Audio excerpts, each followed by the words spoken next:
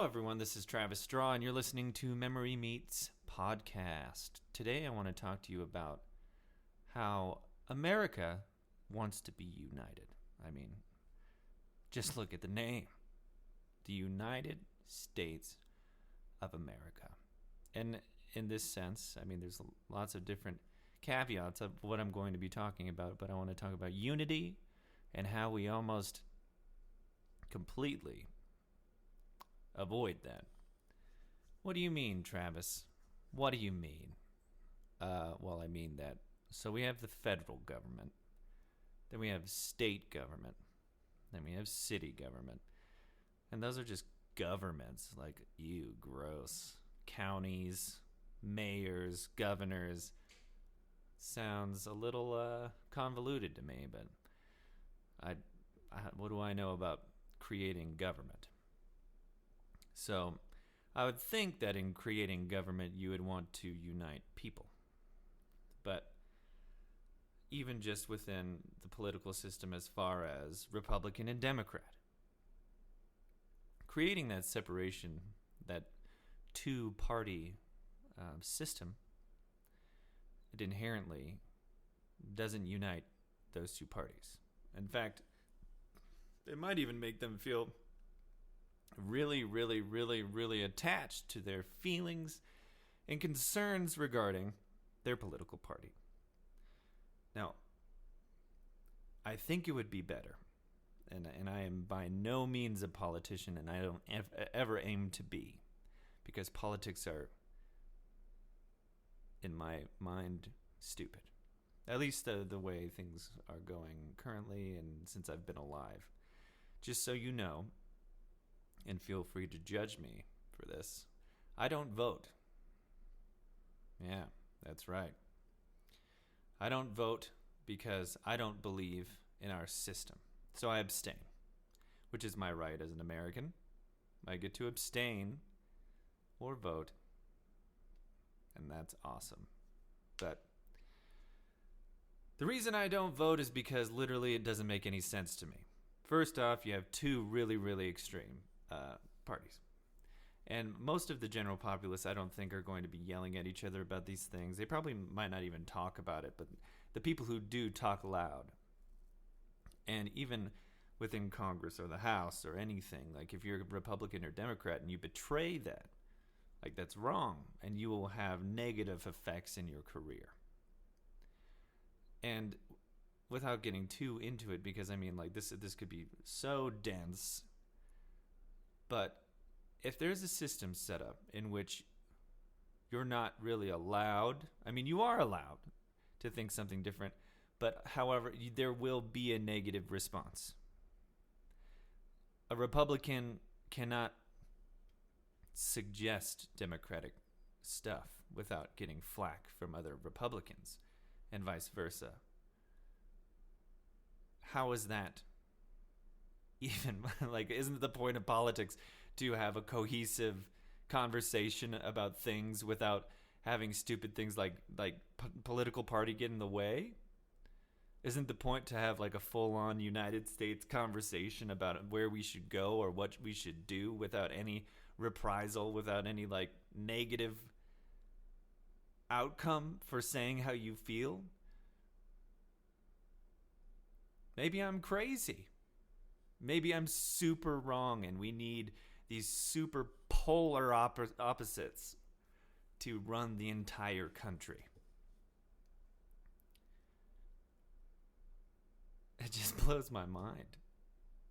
Like, how is it possible that there's no wonder to me why we're failing to make good choices. It's because we are too involved with what our party is and not what the policy is, and not what the choices we're making come second to if I'm going to offend my Republican / liberal Democrat friends. Like, when that gets in the way, that and corruption, of course, because anything run by a human will be corrupt at any point in time. And I believe that fully. And if you don't, like, please tell me, and I would love to talk about it. But the basis of our government encourages disagreement, and also like gerrymandering and all this other like political stuff where people like literally just try to block someone from pushing policy. Like there's no safe open platform to make policy that's actually good, because one party is too afraid to be too Democrat and one party is too afraid to be too Republican. There shouldn't be that. It should be cohesive. It should work together. It should be a government of the people, for the people, not these weird, convoluted, old ideas like the Electoral College, two-party system. All of it just kind of makes it so the American voice doesn't get heard. The fact that an election can go by and the popular vote is for one person and the Electoral College votes for the other, and the Electoral College wins. The fact that every party suggests that everyone should stick to their guns and argue rather than come to a solution. Why do they do that? Why is this happening? People protest a lot of things. But why wouldn't you protest like the one thing that is stopping us from being united? Like screw political party. Let's all just be the one party. Is this like some like is this the beginning of, am I talking about communism? No. Not at all. I think there should still be 3 branches and all this stuff. I just think that we should shed 2-party stuff, because otherwise, like, you just imagine it. Like you wouldn't have to worry about offending anyone. It could just be an open conversation. Like, I believe gun control should happen, and then the other person says, I don't, and then you reach a compromise without even feeling bad at all. Not like you've betrayed some stupid, party or anything. Just like, hey, we're all people here, and I think we all just want to stop bad things and encourage good things and move that way. Does that sound too agreeable to everyone? Like, does anyone say, well, the 2-party system, Travis, people think in certain ways. And it's like, yes, everyone feels differently about everything. And abolishing parties will let everyone say those things without negative recourse. And I know, like, by no means here I am sitting in my living room talking about politics in which I don't take part in because of these stupid aspects. If you look at where we are currently, it's really ridiculous. And I'm not gonna hate on the president, because that job's hard. I don't care if you're a 75-year-old man or a 38-year-old one. You come into that job not knowing certain aspects. You make promises that you can't make because you don't know the full picture. And then once you start, it's like, oh man,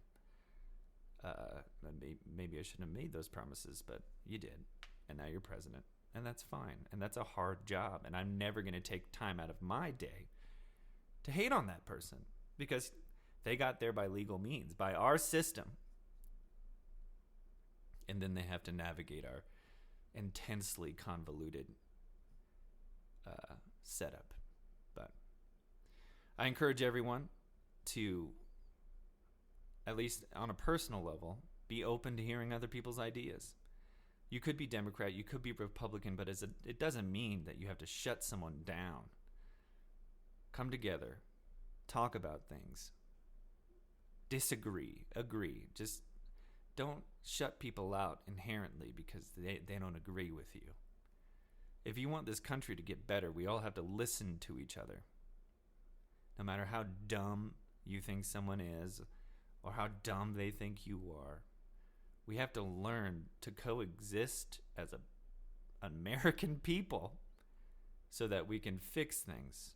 Otherwise, we'll keep separating exponentially until we're all these weird subcultures of human beings. Like, I'm a white heterosexual male that enjoys Chinese food on Sundays, and there's 5 other people that think that same thing, and I will judge everyone else harshly. All right, I'm Travis Straw. Have a good night, And thank you for listening.